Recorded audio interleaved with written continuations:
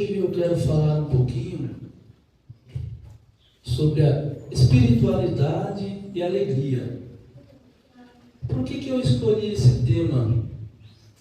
Foi após tantos relatos que a gente ouve, com relação à mediunidade, a trabalhar a espiritualidade, a servir a espiritualidade.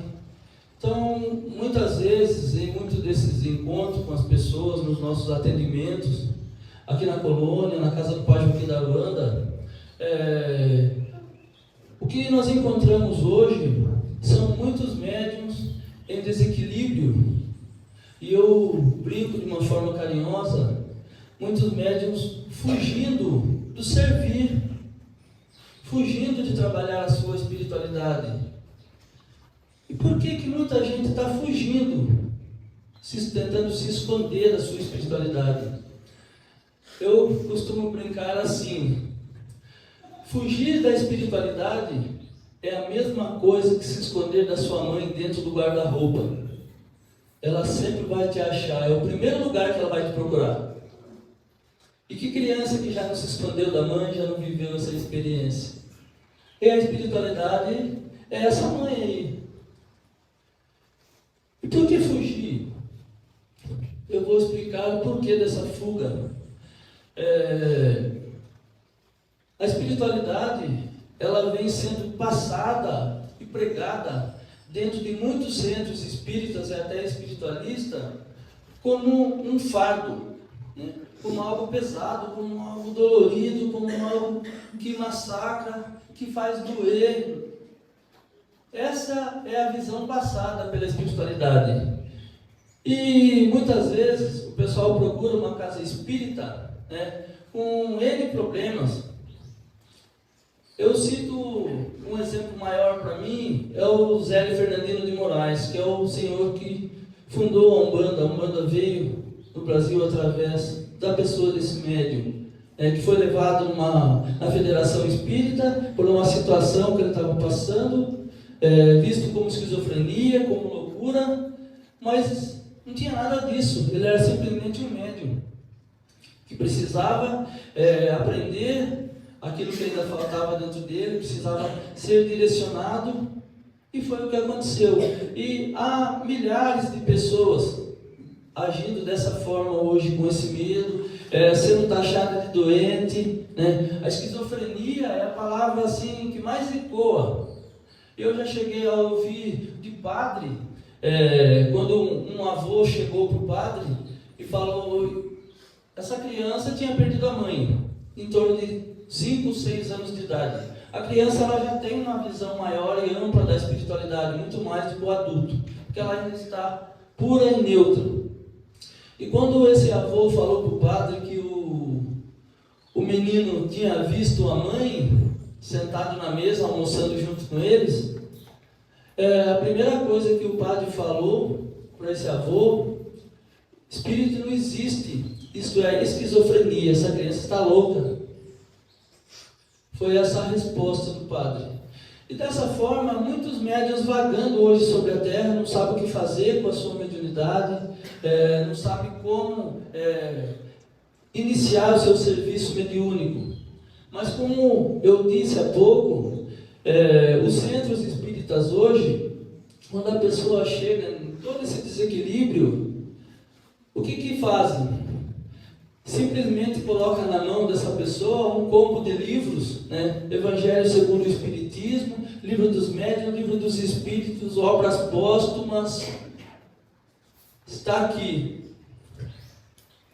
Quem vai conseguir achar a resposta nesse combo de livro, com todo o desequilíbrio em que se encontra? Nem com mágica. Outra coisa, muitos médiuns que estão fugindo hoje do seu compromisso, já vieram à Terra preparados para trabalhar. Isso eu falo e eu provo. Em crianças, hoje dentro da espiritualidade, crianças trabalhando a sua mediunidade com 3 anos, com 4 anos, com 5 anos, com 6 anos, trabalhando a sua mediunidade. muitos médios já estão prontos. Mas aí eu pergunto, mas então eu não preciso estudar, eu não preciso me instruir, eu não preciso? Precisa, mas o primeiro passo, antes de você estudar, antes de você esmiuçar os livros, de buscar conhecimentos, você precisa primeiro aceitar que você é médium. E deixando de lado os milindres. Eu vou achar o lugar perfeito para eu trabalhar a minha mediunidade? Eu vou achar o lugar perfeito para eu servir a espiritualidade? Perfeito não vai achar, porque você também não é perfeito, eu não sou perfeito, ninguém é perfeito. Mas daí então o que eu faço? Eu passo por milhares de lugares, arrumando confusão, criando contendas, e não paro em lugar nenhum. De quem é esse problema? Da espiritualidade? É nosso. Porque eu preciso aceitar a minha mediunidade. E eu preciso querer servir de verdade. Para o Amadeu servir a colônia espírita há quase 8 anos, o Amadeu aceita e concorda com tudo aqui? Não. Mas, através da pessoa do Eugênio, isso é um testemunho pessoal meu, através da pessoa do Eugênio, em todo esse tempo que eu estou aqui, eu nunca deixei de chegar para o Eugênio e falar aquilo que eu estava sentindo. Seria muito mais fácil, algumas vezes, eu chegar para o Eugênio, não dá mais para mim, estou indo embora. Eu sei que isso vai acontecer um dia, porque nós não somos eternos nos lugares. Mas quando eu cumprir a minha missão, aí é o momento exato. Mas eu nunca quis sair da colônia, porque eu não concordava com algumas coisas, ou até com algumas pessoas. Eu sou humano, é normal, é natural isso, né? Mas todas as vezes que alguma coisa estava entortando, eu vim aqui, cheguei para o Eugênio, conversei com ele, nós alinhamos, houve sempre a compreensão mútua, e eu continuo servindo a colônia. A mediunidade é isso. Nós criamos situações para não servir. Nós criamos desculpas para não servir. Eu fui trabalhar lá numa casa espírita, mas eu não concordo com nada que tem lá, eu não aceito isso, eu não aceito aquilo. Você vai entrar numa casa espírita para servir quem? O dirigente? E os seus mentores que escolheram caminhar com você? Não vale nada? Ou você apenas ignora as mensagens, as intuições que eles passam para você? Então a espiritualidade, ela precisa ser vivenciada com alegria. Eu preciso enxergar a espiritualidade com alegria. Quando eu ajo dessa forma, eu estou enxergando como um fardo. São fardos que nós mesmos criamos. A alegria precisa estar junto com o serviço. O Amadeu que vocês estão vendo aqui é um cara carrancudo, é um cara até meio esquisitão. É assim que eu me defino. Eu sou dessa forma até que a pessoa se aproxime de mim. Até que a pessoa tenha coragem de desbravar esse ser esquisito que está na terra aqui. Mas nós estamos aqui para aprender e para ensinar. Eu também brinco, eu também adoro contar piada. E aqui dentro da colônia surgiu um personagem, através de um dos mentores que veio em um dos trabalhos nossos aqui. Então eu cobrava demais. As pessoas não conseguem falar com você, as pessoas têm receio, as pessoas têm medo de você, as pessoas correm de você, por ser direto, por falar o que precisa falar. Se precisar dar umas bolachas, a gente dá. Mas é o jeito do espírito do Amadeu, né? Aí eu me questionando, um dia numa captação aqui, veio um cidadão de muitas épocas atrás, chamado Frei Hilário. Aí, nesse trabalho, nesse trabalho, num atendimento que surgiu, parecido com aquilo que eu estava carregando naquele dia, era sobre isso, sobre como que eu vou poder, nessa carranca, evangelizar, fazer as pessoas compreender aquilo que eu tenho para ensinar. Eu sei que as pessoas compreendem, poucos aceitam, mas compreendem. Quando põe a cabeça no travesseiro, vai analisar cada palavra que ouviu. Mas, de primeiro momento, eu queria encontrar uma nova forma de evangelizar, entre aspas, menos agressiva. Aí o Frei Hilário, na sala de captação, ele olhou para a minha cara, vi do jeito que ele se transfigurou para mim ali na frente. Pela época dele, o palhaço, quem era o palhaço? Era o bobo da corte. Na época que ele viveu, o palhaço era o bobo da corte.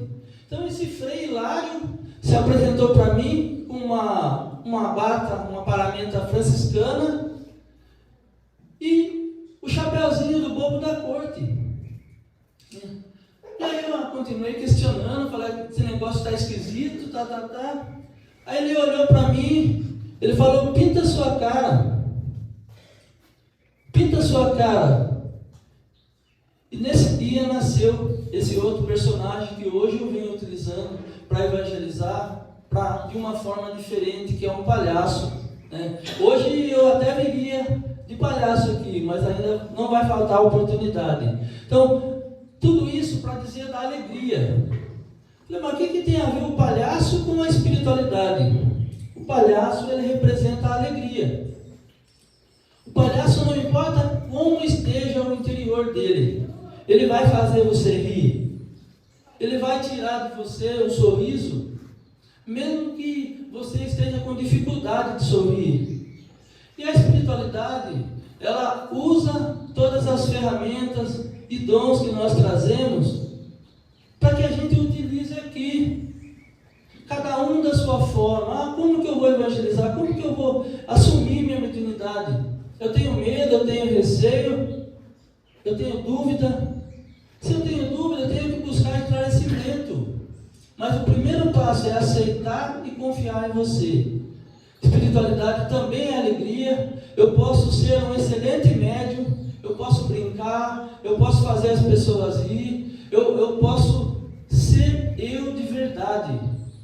Nós não estamos aqui na Terra, nessa encarnação, para ser um personagem que nós não somos, nós não viemos para ser.